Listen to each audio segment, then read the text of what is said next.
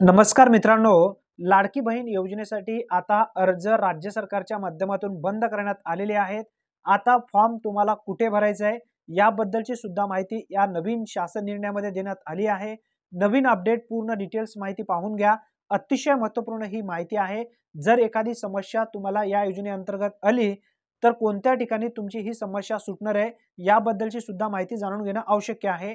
मुख्यमंत्री माझी लाडकी बहीण या योजनेच्या अंमलबजावणीत सुधारणा करण्याबाबत महाराष्ट्र सरकारच्या माध्यमातून 6 सप्टेंबर 2024 रोजी हा महत्त्वपूर्ण शासन निर्णय घेण्यात आलेला आहे। आता या ठिकाणी जी माहिती देण्यात आली आहे ती पूर्ण माहिती आपण सविस्तररित्या समजून घेण्याचा प्रयत्न करणार आहोत। त्यासाठी नक्की व्हिडिओ शेवटपर्यंत पहा। मुख्यमंत्री माझी लाडकी बहीण या योजनेअंतर्गत राज्यातील सर्व महिला लाभार्थ्यांना माहे सप्टेंबर 2024 मध्ये या योजनेअंतर्गत नोंदणी सुरू ठेवण्यास संदर्भात दिनांक 2/9/2024 रोजीच्या शासन निर्णयान्वये मान्यता देण्यात आली आहे।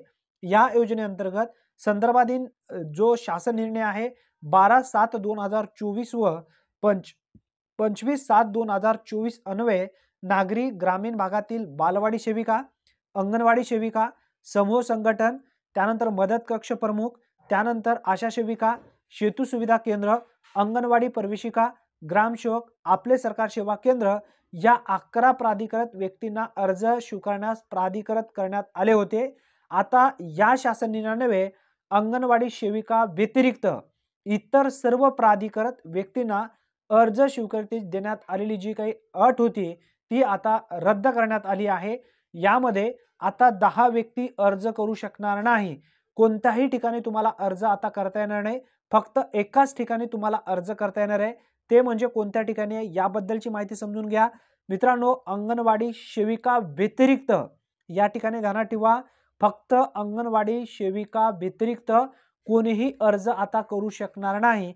जर या योजनेअंतर्गत जर तुम्हाला लाभ घ्यायचा असेल तर फक्त तुम्हाला आता अंगणवाडी केंद्रामध्येच अर्ज करता येणार आहे, असा उल्लेख या शासन निर्णयामध्ये देण्यात आलेला आहे।